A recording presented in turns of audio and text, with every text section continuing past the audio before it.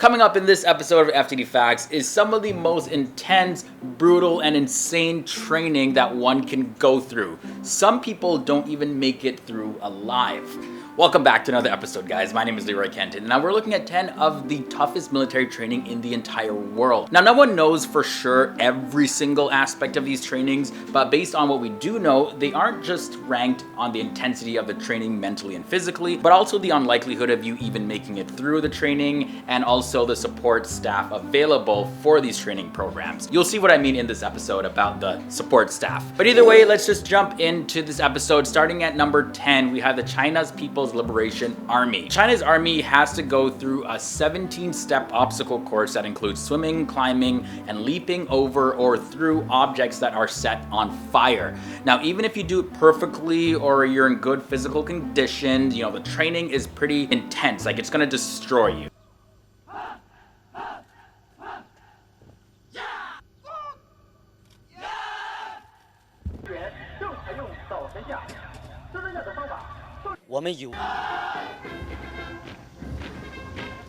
Like, not exactly though, but like, you're gonna feel it. So candidates, they're required to also hold their breath underwater for 1 minute. And if they even try to come up for a second to get a little bit of air, boom, nope, they're dunked right back down. You gotta stay there for a minute. Don't try to extend that minute. Moving on to number 9, we have India's National Security Guard Commandos, or the NSG. Organizations within India's armed forces, they test potential soldiers by giving them only a day's worth of food and water, and then they're left in a remote place like a jungle to survive and find their way back. Now, that's just an entry-level test for India's NSG. Some are so determined to join the NSG that they actually finish with food and water left over just to impress the people that are testing them. One training method also requires candidates to get beats from local people as an endurance test. And there's another test that they have to pass where they need to pass target practice while drunk. And this is to simulate firing your weapon under unusual conditions. Now, we know the Russia's Spetsnaz, they had to be in this episode. So the training and the selection process for the Spetsnaz is a long 5-year process. Now, the first 5 months alone are designed to break recruits and then build them back up so they're willing to perform tactics that their superiors want them to perform. But the good thing though for Spetsnaz is that their operatives get to select their own non-commissioned officers from within their ranks, instead of letting their superiors make that choice for them during the review process. But their training tactics are kept really hush-hush. We don't know too much about them, but we just know it's really intense. Number 7, we have Australia's Special Air Service Regiment. Now, there's one aspect of their training called resistance to interrogation. Now, one actual operative described the experience of the training and said that a white bag was put on his head, and then he was stripped and taken to a cell, and then he was put in stress positions for hours and deprived of sleep. So if he even started to doze off or even looked like he was even thinking about dozing off slightly, he was slapped back to remain awake for 3 days straight. Now, the Special Air Service Regiment has not disclosed all of their training methods,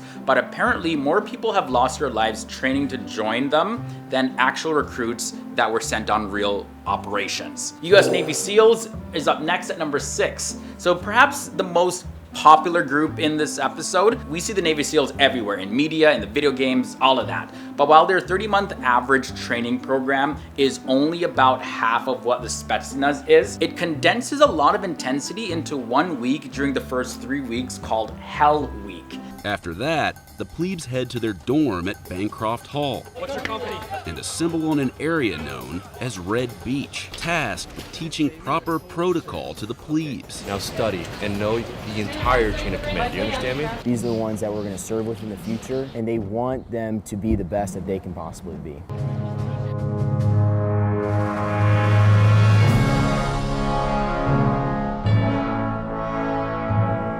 Now, on 4 hours of sleep, candidates, they have to spend 5.5 days constantly covered in mud and in the cold, performing training exercises on coastal environments, as well as paddling and doing extreme exercises and fighting just to stay awake, among other things. Now, the crazy part is that their trainers yell at them to quit, and they taunt them by eating and drinking food in front of them. However, although the training is intense, there is emergency medical staff that's available all the time, just in case. All right, guys, so we just covered 5 so far. You haven't seen nothing yet. Wait till we get to the next 5. But before we do that, if you're enjoying this episode so far, be sure to leave a like on this video. Let us know which FTD Facts episodes you want to see more of. And also, if this is your first time here to the channel, hit that subscribe button and ring that bell, because we bring you videos daily so you can come back to the channel to learn something new. At number 5, we have the Israeli ITAT. Now, over the course of 20 months, they must go through training and diving under extreme cold conditions with no visibility, power drop operations, demolitions, and more. And now those who qualify are then assigned to air, sea, and land operations based on which one they did the best in. Now, trainees are also sent out on real missions in pretty much the worst possible circumstances. The ITAT also has medical personnel on hand at all times, because yeah, the training is so intense, anything could happen. Moving on to number 4, we have the South Korean Special Warfare Command. Now, this training course goes on for 10 days, and while they're there, they experience training in low temperatures because they train outside. They don't even wear shirts for their training. They have to run and do sit-ups and even wrestle each other in freezing snow. That's probably the worst thing I've ever heard of for a training exercise in this whole episode, or just in general. Now, here's the thing though, everyone also needs to have a black belt in Taekwondo, but you know, that's the easy part. These guys should have been number 1. They're training outside in the snow without shirts.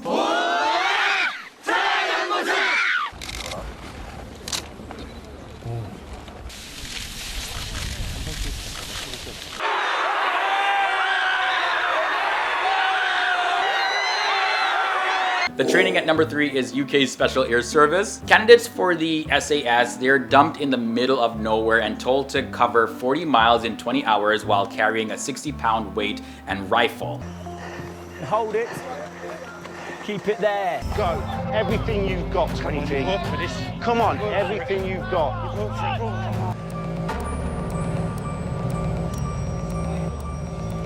Boys, there's no way of getting through. Also, they have no food except just a bottle of water with them. Now, their uniforms and their boots are chosen to not fit them. Like, this is done purposely. Now, for those who actually complete it in the time that's required, they then have to perform a 4-mile run only in half an hour. Now, here we have the Pakistani Special Services Group, or the SSG, coming in at number 2. Now, these guys, of course, are very intense and hardcore. Pakistan puts their trainees through an endurance run on a stricter timeline than the UK does. Now, after 2 years of service in the regular Pakistani military, a service member is then eligible for SSG selection. During an 8-month training period, soldiers are required to cover 36 miles of territory in only 12 hours, and then they have to run 5 miles in 45 minutes with a full pack. Now, at the end of the 8 months, SSG candidates have to perform 7 paradrops, and 5 of them are done during the day and 2 of them are done at night. Now then, after that, they proceed to the advanced commando training. And that's where they have to spend half of a year doing commando training. And when that's complete, they get to join the SSG. But guys, we've seen some intense training, but number 1 definitely is the United Kingdom's Gurkhas. Because of their living conditions already, like the Nepalese people who apply for this British military group, they're subjected to punishing tests. And this is even before they can even think of applying. But either way, the initial tests are pretty basic. They have some running and pull-up exercises, and then comes the real testing. So recruits are required to run 5 kilometers while wearing a 25-kilogram weight, and those 5 kilometers, they come with a 400-meter rise in incline and done through a very rocky and dusty terrain, which has to be done in only 45 minutes. This is so unfair. Like, we've done videos about the Nepalese Gurkhas before, so we know that they're a very hardcore group. But what the UK puts them through, it's pretty much impossible. You pretty much failed before you even started. Nevertheless, the Nepalese are so determined that some of them definitely make it through. How? I do not know. All right, guys, so that was a look at 10 of the toughest military training in the world. Let me know your thoughts and comments down below. And before I get out of here, just a reminder, my social media links are below in the video description section. Also, if you enjoyed this episode, you'll definitely enjoy the one that's coming up at the end screen. So I'm gonna get out of here so you can check that out. My name is Leroy Kenton, and I'll see you in the next episode.